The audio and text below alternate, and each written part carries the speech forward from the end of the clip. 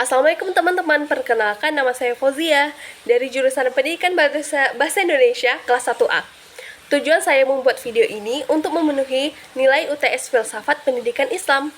Tanpa basa-basi, kita langsung aja ke soal yang pertama, yaitu mengapa sangat penting jurusan Pendidikan Bahasa Indonesia mempelajari filsafat pendidikan Islam? Karena jurusan Pendidikan Bahasa Indonesia itu bersifat umum, jadi bisa ditempatkan di mana saja, bisa di SMA ataupun di MA.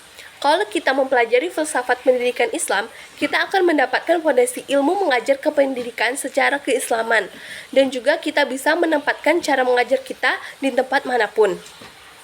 Jadi, ini ada nilai positif di filsafat pendidikan Islam ini dibandingkan dengan filsafat pendidikan biasa.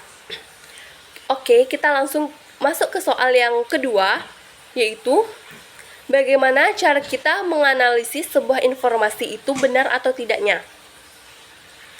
Jadi, kita harus tahu dulu sumber beritanya itu dari mana, jurnalnya itu dari mana. Kita juga harus tahu apakah sumber berita yang kita baca ataupun kita dengar itu memberitakan hal itu juga atau tidak. Contohnya, apakah Metro TV ini memberitakan hal ini juga atau tidak. Oke, kita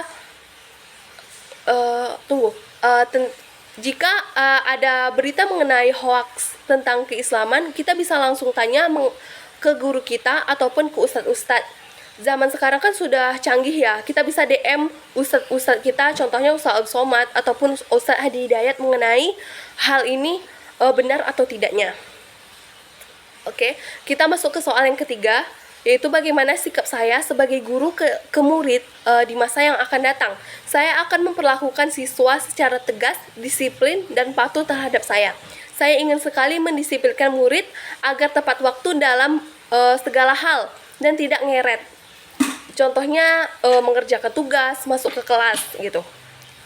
Lanjut ke soal yang keempat, yaitu bagaimana penerapan aksiologi dalam filsafat pendidikan Islam, dan berikan contohnya.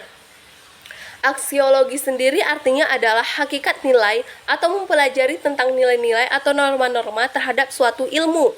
Kita